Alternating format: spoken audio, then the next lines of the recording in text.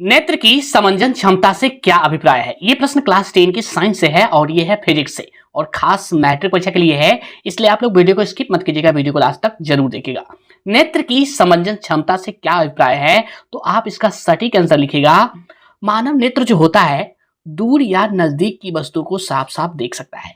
इसके लिए क्या करना होता है, उनके नेत्र लेंस की जो फोकस दूरी होती है वो बराबर घटती या बढ़ती रहती है।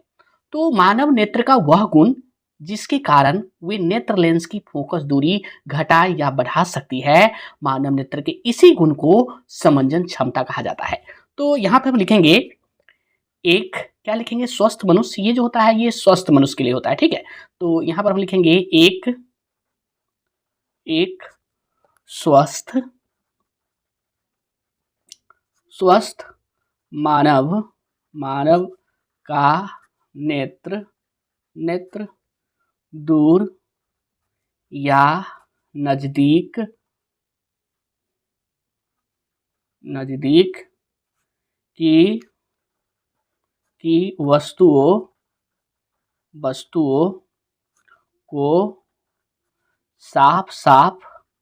की वस्तुओं को साफ देख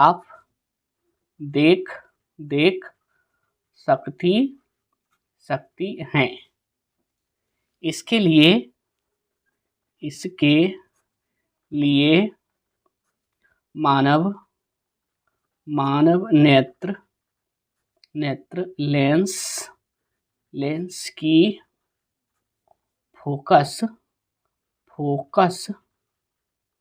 फोकस दूरी घटती बढ़ती रहती है। आगे लिख दीजिए मानव नेत्र का वह गुण जिसके कारण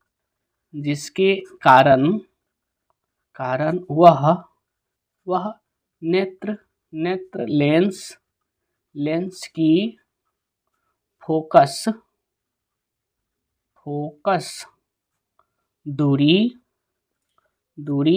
घटा या बढ़ा सकती हैं। मानव नेत्र, आगे लिख दीजिए मानव नेत्र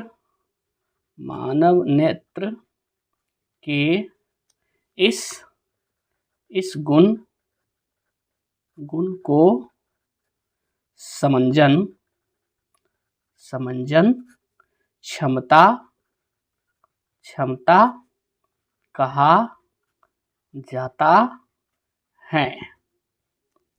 नेत्र की समंजन क्षमता से क्या अभिप्राय है, तो आप इसका सटीक आंसर लिखेगा। एक स्वस्थ मानव का नेत्र दूर या नजदीक की वस्तु को साफ साफ देख सकती हैं। एक स्वस्थ मानव जो होता है उनके नेत्र जो होता है दूर या नजदीक की वस्तु हो उसको वह साफ साफ देख सकता है। कंडीशन क्या है, इसके लिए मानव नेत्र लेंस की फोकस दूरी घटती बढ़ती रहती है। और इसके लिए क्या होता है, मानव नेत्र के लेंस की जो फोकस दूरी होती है वो घटती या बढ़ती रहती है। मानव नेत्र का वह गुण जिसके कारण वह नेत्र लेंस की फोकस दूरी घटा या बढ़ा सकती है, मानव नेत्र के इस गुण को समंजन क्षमता कहा जाता है। यानी कि मानव नेत्र का वह गुण जिसके कारण वह नेत्र लेंस की फोकस दूरी या तो घटा सकती है या फिर बढ़ा सकती है, जैसा आवश्यकता हो वैसा कर सकती है। तो मानव नेत्र के इस गुण को समंजन क्षमता कहा जाता है।